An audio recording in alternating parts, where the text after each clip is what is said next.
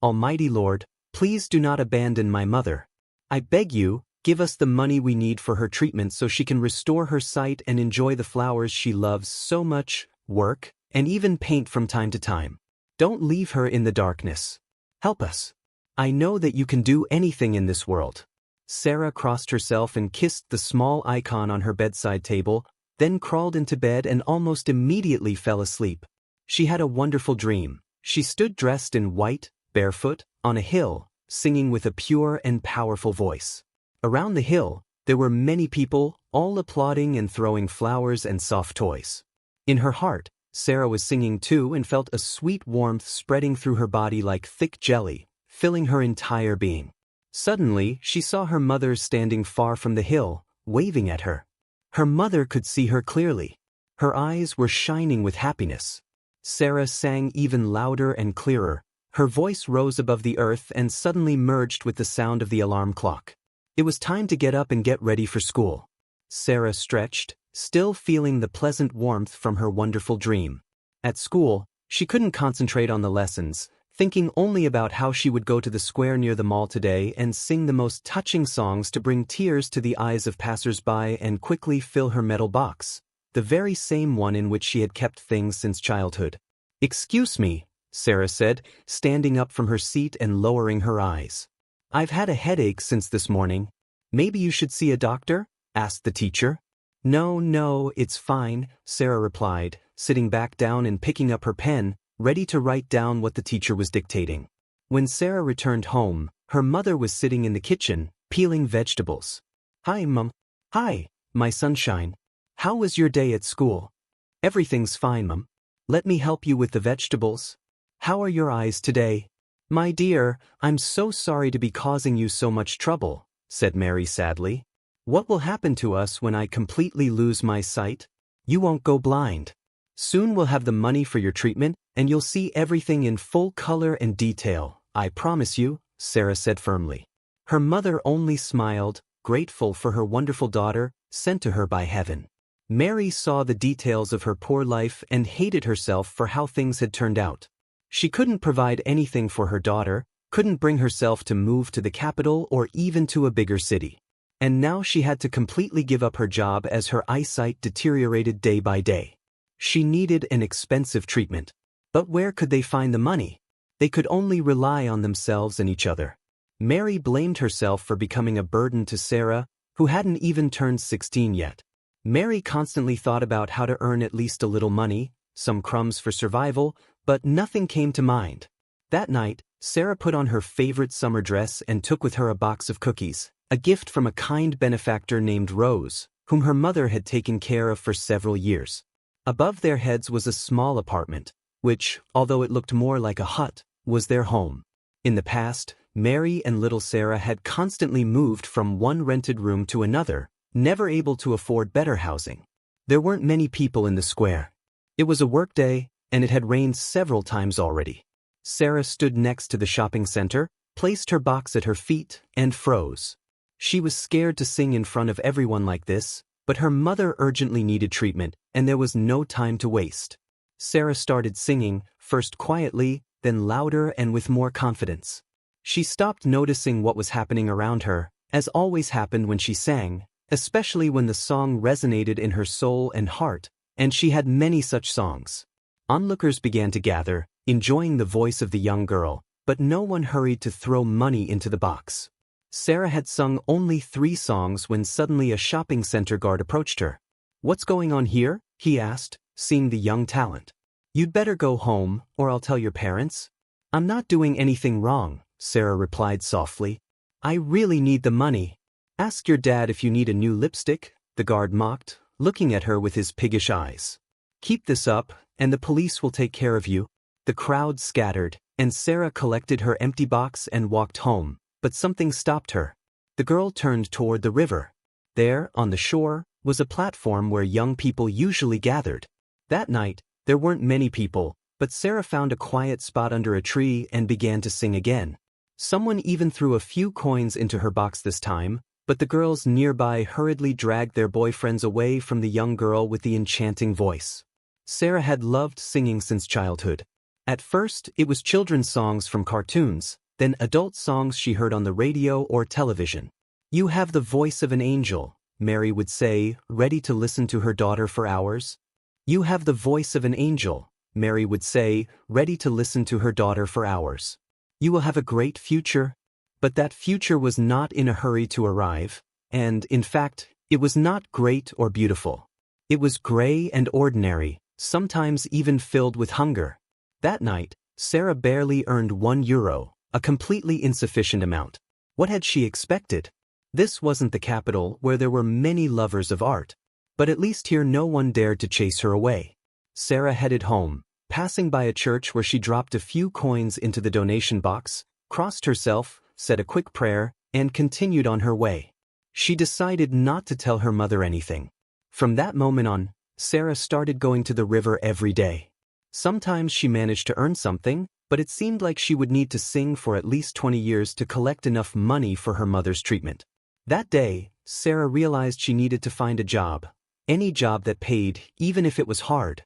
She had to do it for her mother, so she could see again and not sink into eternal darkness. "I'll sing one last time, and then I'll stop," she murmured to herself, and she sang her mother's favorite song.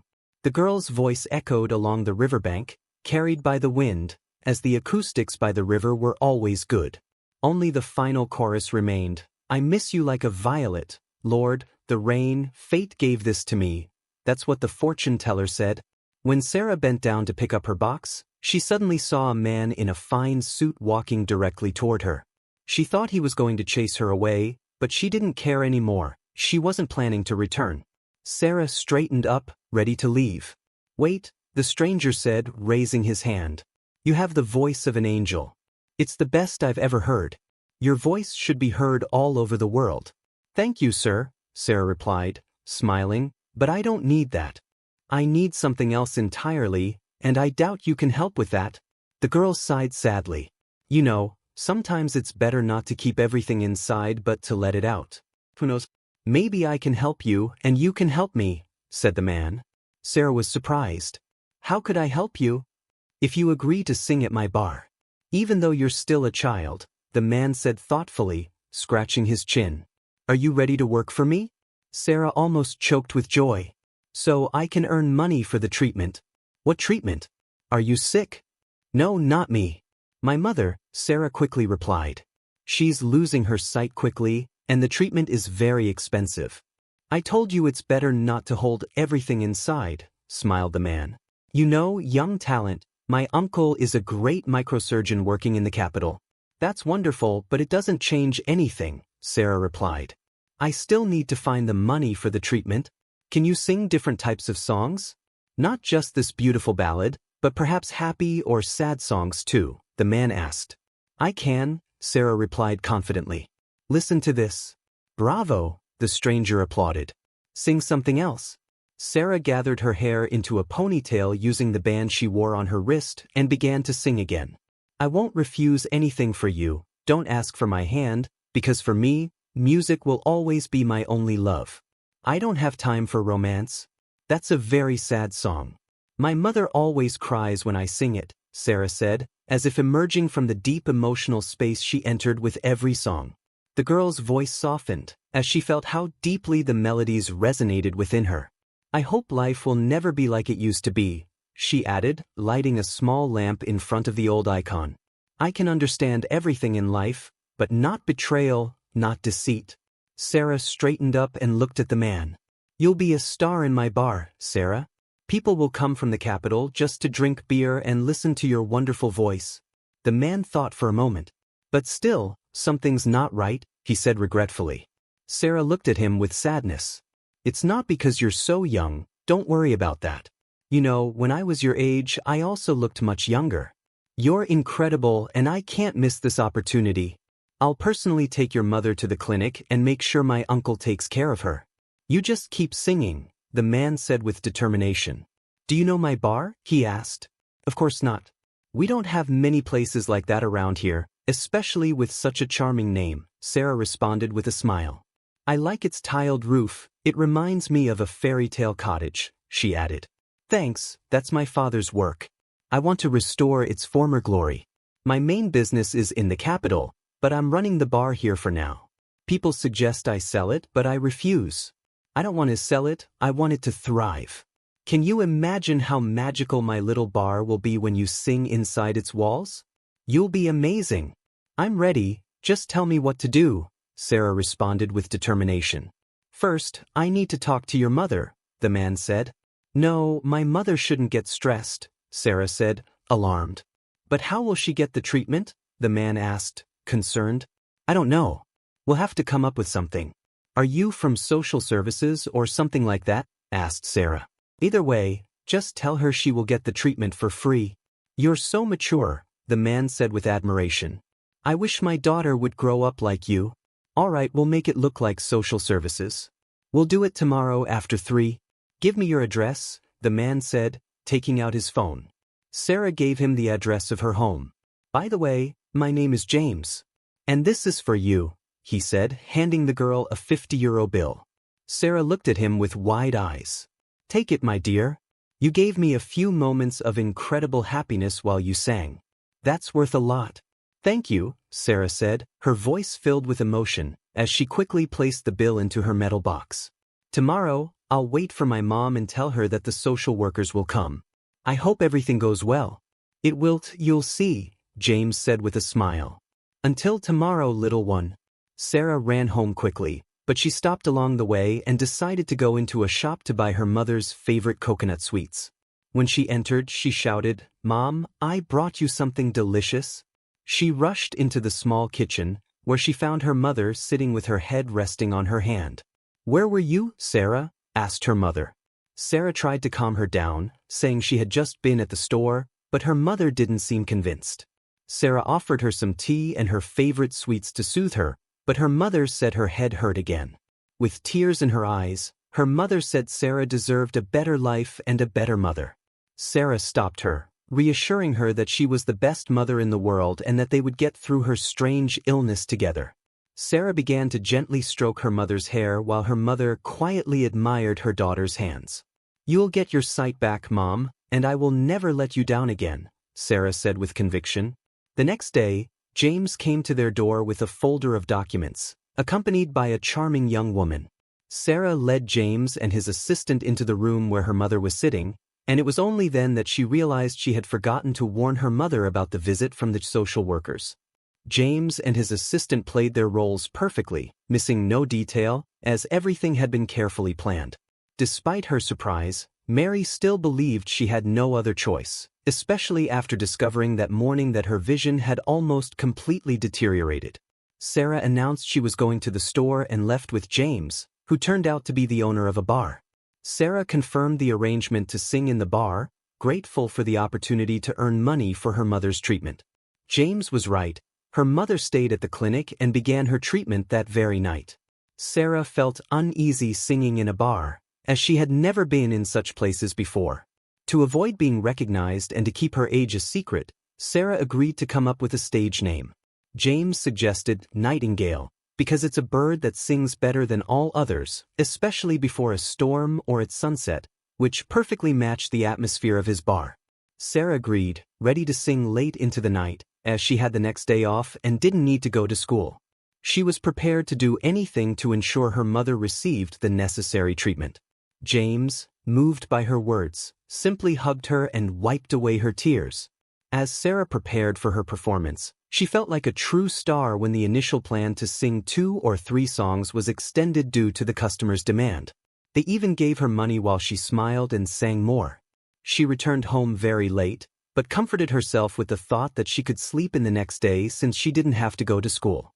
It was decided that Sarah would work on Fridays and Saturdays to avoid problems at school, and during holidays she would have more time to sing. That night, Sarah dreamed of small birds perched on her hand, filling the air with their sweet melodies. Sarah felt a wave of emotion and even wanted to cry. She was awakened by the sound of the phone. It was her mother calling. The conversation was pleasant, her mother was recovering, and the medical staff was excellent.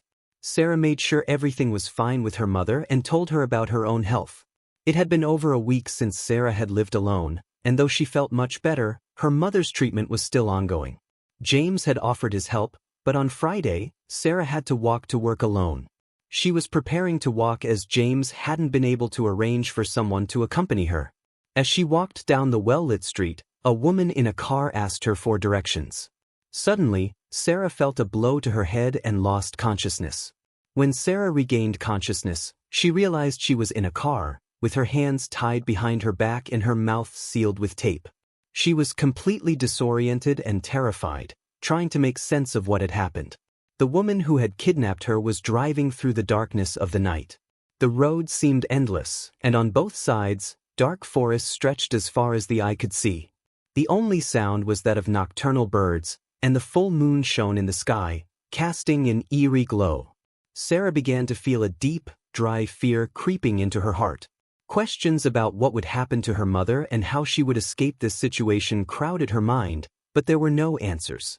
Suddenly, the car turned right onto a narrow, wooded path, and the woman ordered, "Get out of the car." Trembling with fear, Sarah obeyed, though she knew that there was no escape in the dark forest. Wild animals or worse could be lurking there. The woman's voice sounded strange, as if muffled.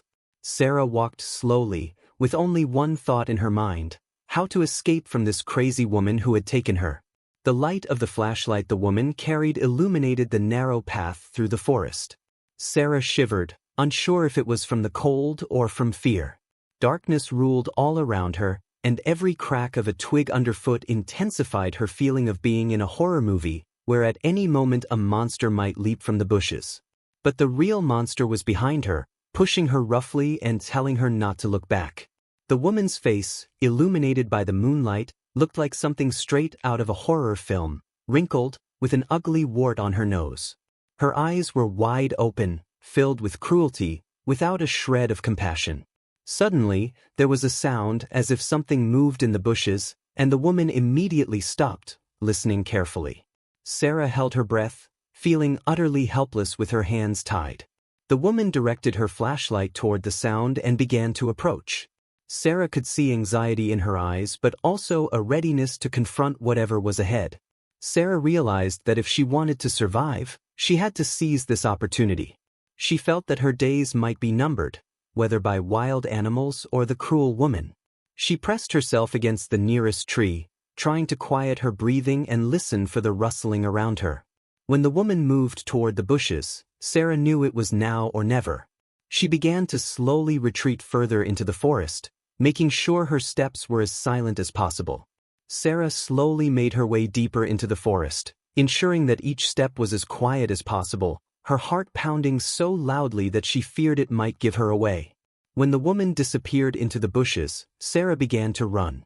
She ran through the dark, dense forest, not thinking about anything except escaping.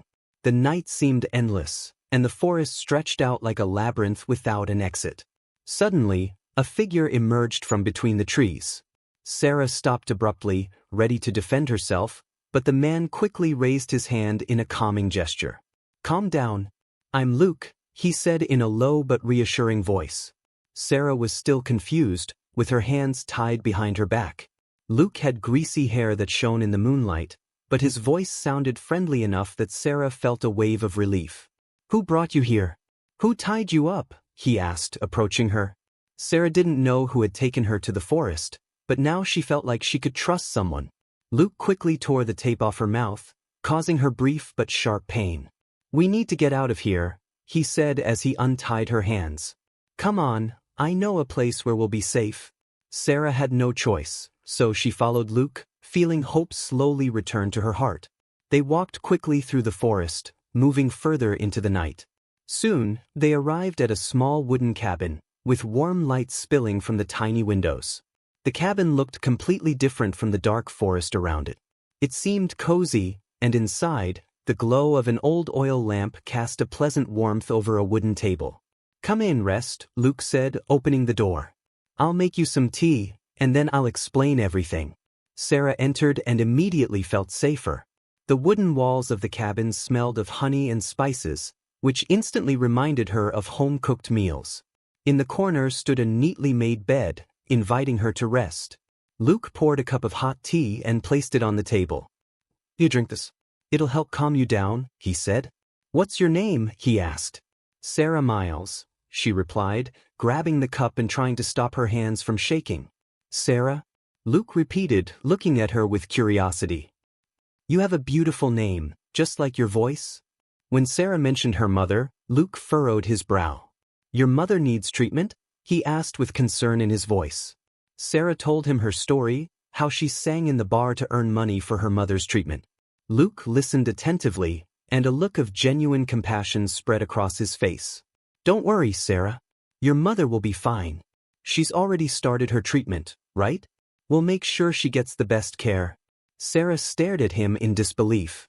Really? How is that possible? She asked. Luke smiled, seeing the disbelief in Sarah's eyes. Don't worry, your mother is already under the care of the best specialists. James arranged everything, he said calmly. Sarah couldn't believe what she was hearing, but a sense of relief began to fill her heart. Now, the most important thing is for you to rest. Tomorrow, you'll go back home and see your mother. Everything will be fine. Sarah drank the hot tea, feeling her body begin to relax. The cabin was warm and safe, and the soft light from the lamp cast gentle shadows on the walls. Luke offered her the bed to rest in, while he sat in a chair nearby, keeping watch to ensure her safety. The girl lay down, and the exhaustion quickly overtook her. Soon, she fell into a deep sleep, and in her dreams, she saw her mother smiling at her with clear, healthy eyes. The next morning, Luke drove Sarah back to the city, where James was already waiting for her. When Sarah returned home, her mother was already showing signs of improvement after her first operation. Seeing her mother's progress, Sarah couldn't hold back her tears of joy. James had kept his promise. Sarah felt an overwhelming sense of gratitude toward both James and Luke for everything they had done to help her family. From that moment on, Sarah regularly performed at James's bar, using her stage name, Nightingale. She became a local star, and people began traveling even from the capital just to hear her incredible voice.